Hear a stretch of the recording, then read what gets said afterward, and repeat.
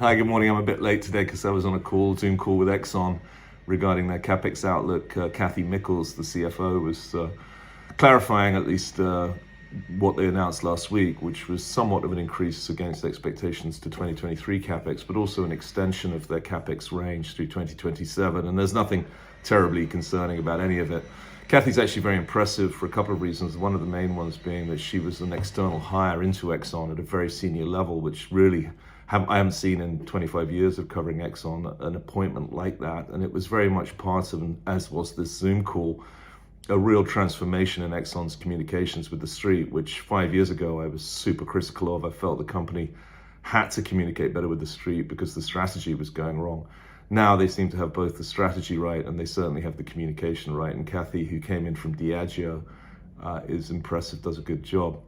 Part of the reason, by the way, that they increased capex for next year is very positive, which is to say they're advancing their Guyana projects more rapidly and therefore they're going to spend more next year. You can hardly criticize them for that.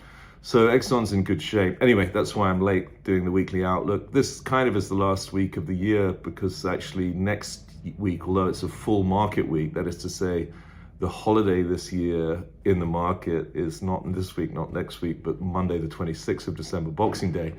Although next week in theory is a full week, in practice with Hanukkah and the way this year has gone and just generally everything, and with volumes already low, this is definitely getting towards the last week of the year.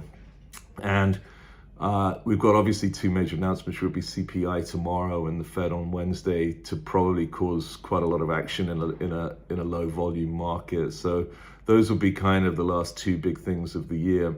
In oil, it's confusing in many ways time of year anyway, because you have a lot of funky things that happen with inventories at year end. And generally speaking, the data turns wacky because of holiday, whatever noise around whether people are traveling and what day they're traveling and so on.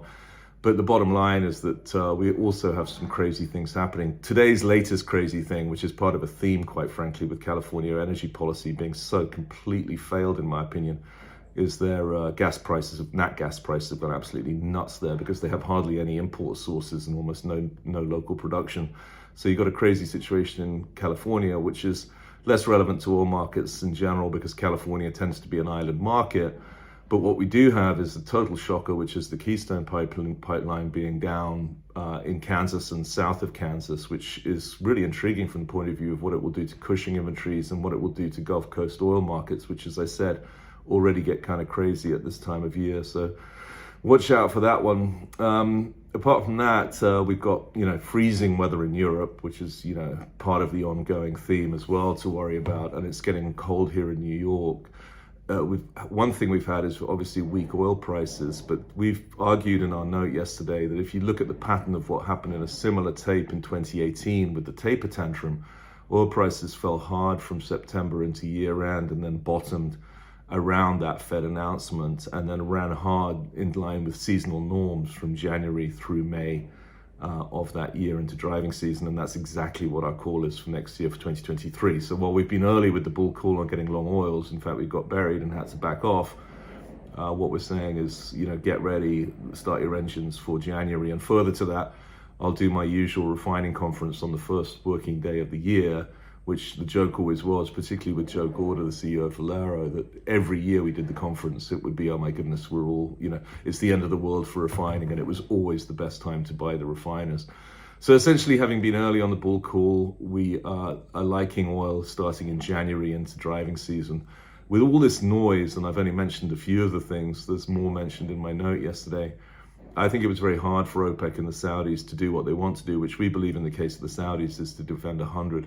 But as the market normalizes into January, February, and we get more visibility on things like China and some of the other wacky stuff that's out there, I think that Saudi will begin to try and get the market, and I think they'll make a physical effort to get the market, which is to say provide less barrels in exports, to get the market back towards 100, and that will be bullish for the oils.